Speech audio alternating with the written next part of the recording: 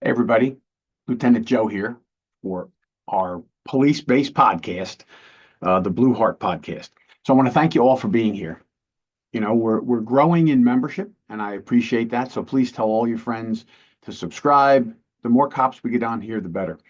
I want to thank our sponsors that help us put this show on. You got Blue360Media.com. They are my publishers. They do everything for law enforcement. MedicalEssentialDiagnostics.com, an amazing place for your health care. They love first responders. Give them a call, reach out to them. And for Riot Tint, they make amazing products for safety and security. They are really all great companies that love law enforcement and help us. So what I want to talk about today is interesting. There are lots of groups out there in the world that can hurt us as law enforcement. So recently, I came across an article about this group called Zizians, Zizians, Zizians. And you may have heard about them. You may have heard something on the news. Members of this group actually killed a U.S. Border Patrol agent up in the north in New Hampshire, I think it was. David Maland, U.S. Border Patrol agent, was murdered by a couple of these Zizians. And we say to ourselves, well, what is a Zizian? Okay. Well, in a previous episode, I have talked about incels, INCELS, another group of people that have particular beliefs, lifestyles, and things that they do that could potentially be dangerous. So when I talked about incels, I got a lot of calls from people that said, I never heard of these people. Who are they? Well, how long they've been out there. And in my book, The Investigation, I added a piece in about the incels because they can be violent. And I'll recap real quick before we get into the Zizians. They're next. Incels are a group of people that self-identify. They call themselves incels. And what incel stands for is involuntarily celibate. Okay, incel. And their basic belief, and they're men and women that are involved in that movement, their basic belief is that they are people that cannot have sexual relationships with the people they want to have sexual relationships with. Now, for the males that are in the group, um, they feel that they want the top 10% of women. They want the supermodel type, the perfect, beautiful young woman that is desirable to everyone. They want that kind of a girl for sexual relations, and they can't get her for a host of reasons. Maybe it's their personality, their looks, their status, or whatever. The other part of their belief is that those kind of women are only attracted to men in a certain range. And those would be like the most handsome men out there, the most beautiful men out there, the richest men, or the most powerful men. That's who those beautiful, beautiful women want to be with. They don't want to be with regular guys. So these men that are identifying as involuntarily celibate means they can't have sex with who they want. They're involuntarily celibate. They refer to these kind of men that these women want. They call them Chads. Oh, Chads. The Chads are these guys that are rich, powerful, handsome, whatever. And the women that are self identifying as involuntarily celibate, they also want the top tier of men. That's what they want, the most handsome, beautiful, powerful men, richest men. And they feel they can't get them. They have no chance against these beautiful girls. So they're very frustrated. They're very angry. They don't want regular guys. They want the superstar guys, but maybe they're not attractive enough to get them. They don't have the right jobs, whatever it is. They can't get the people that they desire. They call the women out there that they want Stacy's. These are Stacy's that are perfect top 10% and Chads, the perfect top 10%. And the men and women who self-identify as involuntarily celibate are angry that they can't have those people. So they have turned to violence. many times. They will attack out. Now, the men, like men often do, they strike outwardly. We've had active shooters, active stabbers who are out there who are incels, violently attacking groups of people and women in general. The women incel members, like most women, turn violence inward, right? We don't see a lot of active shooter women, though they're out there. We don't see many of them. Women have a tendency to turn violence inward on themselves. So they're frustrated, they're angry, and they hurt themselves. So that's our incel community. But I did get a lot of calls and a lot of information. And like when I teach a course in criminal investigation, I talk about the incels, and lots of people raise their hand. I never heard of that, Lieutenant Joe. So I think it's important we understand, because you could come across them in an investigation and not even know what their whole lifestyle is about. So look into it a little more. I wrote an article in The Blue Magazine. You can go read that. And this new article will be in The Blue Magazine shortly. I'm also going to post it on my website, pangarotraining.com, shortly. But I wrote this article, right? It's called "Who Are the Zizians and What Every Law Enforcement Officer Should Know About Them." So I heard this name, and first of all, it's you hear that, the Zizians. Who are Zizians? Well, Zizians are a group of people that they're a cult.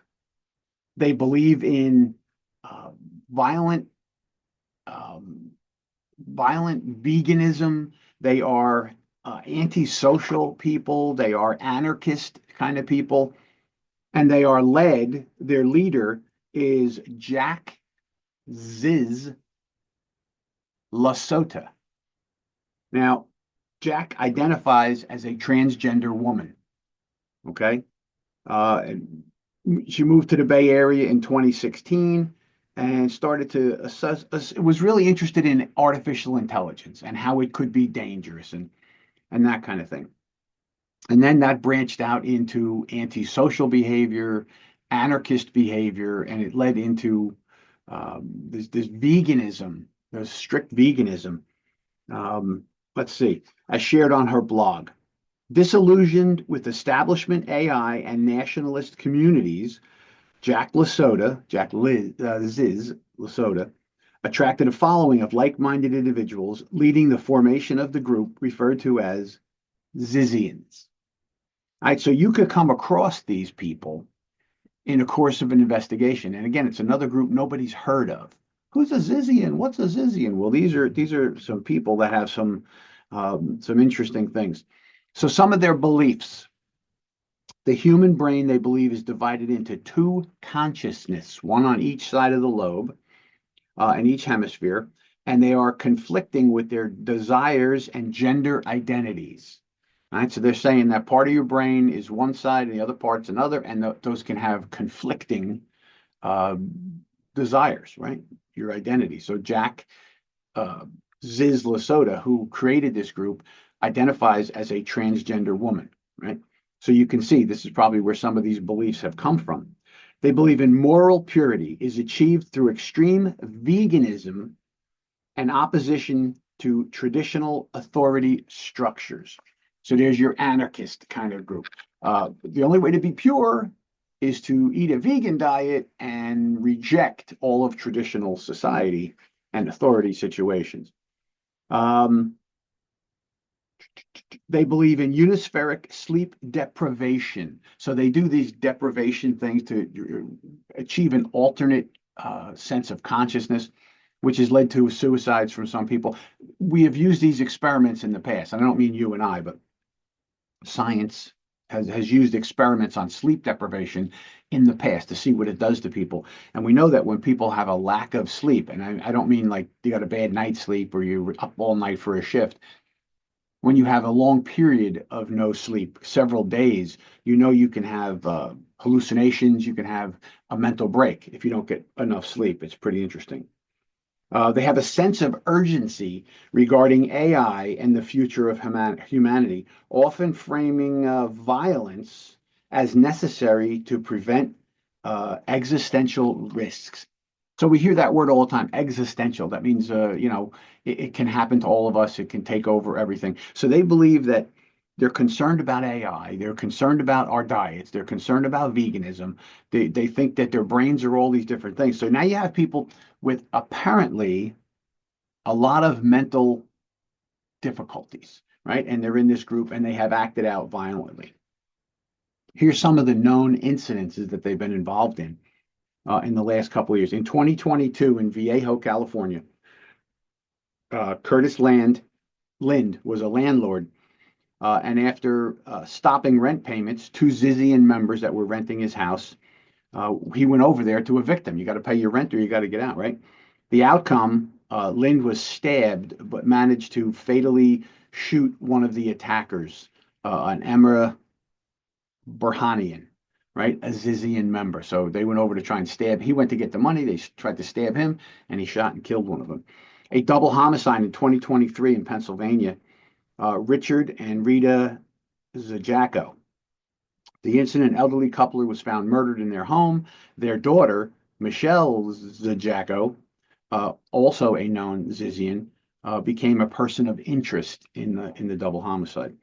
The murder of U.S. Border Patrol agent in January 2025 in Vermont. I thought it was New Hampshire. It was actually in Vermont. That was Officer David Meland, M-A-L-A-N-D, Meland, U.S. Border Patrol. The incident during a shootout at the U.S.-Canadian border, Officer Meland was fatally shot. Ophelia Buckholt, she was killed in the incident, and Teresa Youngblood was arrested, right? So they got two more Zizians, but this officer lost his life. Jack Ziz Lasota, Michelle Zacco, and Daniel Blank were arrested and charged with possession of firearms while attempting to set up a new base of operations. All right, so you could see they got these violent extremist beliefs. They have mental conditions and they have weapons. So they're out there. They have killed people and they've killed law enforcement officer. So pay attention. So some of why they're dangerous, all right? They're highly radicalized. So anytime we come across a group that is highly radicalized, we have to be concerned. It doesn't matter where on the spectrum they're radicalized. People that are radicalized can be dangerous. Most of us kind of fit in the middle, right? Somewhere. When you get to one extreme or the other, that's when it's usually dangerous. Social media and online radicalization. The group recruits online, right? They do that. Willingness to engage in violence. They've shown already that they're willing to be violent. They're transient and hard to track. Just like the leader of this group got caught in another state trying to set up another base of operations. And there's potential for growth. We have disaffected people in our nation, especially a lot of young people. You know, they are so confused today with who they are, what they're about, what's right and what's wrong, that they're disaffected and they find a voice that makes sense to them, that gives them purpose, and that is why they get radicalized. So the part of the article I think is really important I want to talk about here is what law enforcement needs to know. What can we do to battle against this threat? And you can do it in your agency, even if you're a small agency, you're rural, or you're a big agency. The reality is you need to know about this. Do a block of training in your in-service, talk about Zizians, incels, and any other kind of groups that are out there. And I'm putting together another list of other dangerous groups that are in our country. We know about the sovereign citizen movement, right? Very dangerous potentially. So you got to be careful with who you're dealing with. So intelligence gathering and monitoring. Every agency should establish a cyber monitoring group. Somebody should be going online and looking up all the incidents that these Zizians are involved in. And then update everybody because you never know what you could be looking at. Community engagement.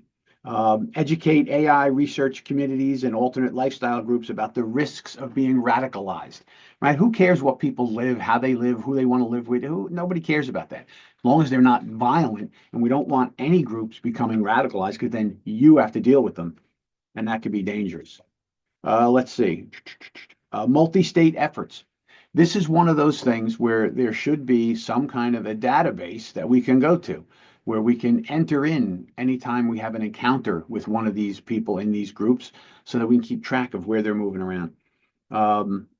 Prosecute members under anti-terrorism and organized crime statutes where it's applicable. What are they doing, right? Like any other group that gets radicalized, they need money to continue their operations. And we see many of these criminal groups revert to drug dealing, prostitution, like just like the gangs.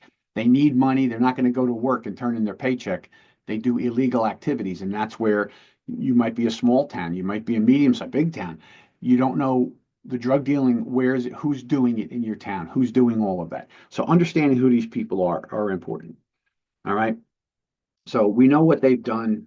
We know what they do. Where are they currently that we know actively happening? Where are they doing this? California, Pennsylvania, Vermont, Maryland, New York, Oregon and Washington, and Massachusetts. Now, there are probably more of them around. The more they're known, the more they get publicity, the more people are going to hear about them, and they are actively online trying to recruit from all of these people in our country that are disaffected. So this was an informational thing, who are the Zizians and what every law enforcement officer should know. Go to The Blue Magazine, and the article will be out probably in a month or two. I just sent it in. I'm hoping that it goes quick. You can also go to njneoa.org. That's the New Jersey Narcotic Enforcement Officers Association. I'm on the board. And they have a online blog, and I just submitted that to them, so it'll be up there as well. All right, so incel people, Zizians, sovereign citizens, these are all people that are potentially dangerous to law enforcement. The more we know about them, the better we can protect ourselves from them. When you know who you're talking to, we understand what is right in front of you, right? So that's what we got to be very careful with. All right, my friends, be safe out there. And don't forget, like I said, subscribe, tell your friends. This is the Blue Heart Podcast.